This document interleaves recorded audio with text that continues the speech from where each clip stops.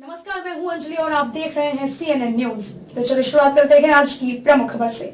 मार्च 2020 के बाद से ही जिस रफ्तार से कोरोना की गति बढ़ी, उसने देश प्रदेश की पूरी व्यवस्था को चौपट कर दिया। बड़ी संख्या में बिहार के प्रवासी मजदूर राज्य में लौट गए। वह दृश्य लोग अब तक नहीं भूले, जब लाखों की संख्या में मजदूर जैसे तैसे अपने घर पहुंचने की जद्दोजहद करते रहे।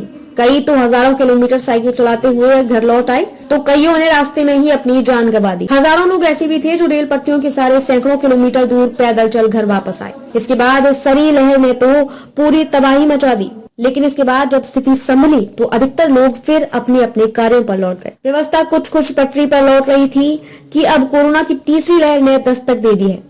साथ ही ओमिक्रॉन की आशंका से कई राज्यों ने सख्ती बढ़ा दी है। ऐसे में अब प्रवासी मजदूर बड़ी संख्या में बिहार वापसी करने लगे हैं। बिहार के विभिन्न रेलवे स्टेशनों पर आ रही इन मजदूरों की भीड़ को कोरोना के कारण फिर से लॉकडाउन लगाए जाने का डर है, लेकिन जिस गति से प्रवासी मजदूर वापस बिहार लौटने लगे हैं, एक बार फिर 2020 के मध्य का वही दृश्य उभर आया है।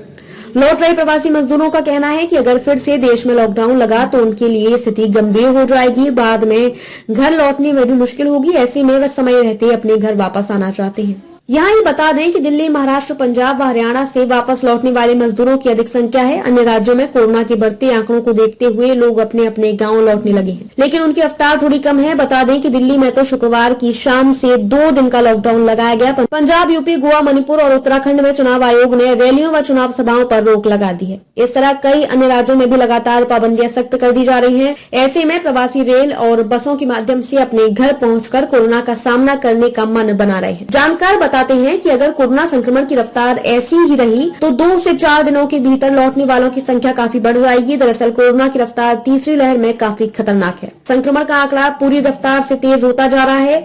ऐसे में रेलवे स्टेशन और बस स्टैंड पर प्रवासियों के आने का सिलसिला शुरू हो गया है। लौटने वाले मजदूर बताते हैं कि दिल्ली और मुंबई में कोरोना बहुत तेजी से अपनी चपेट में लोगों को ले रहा है।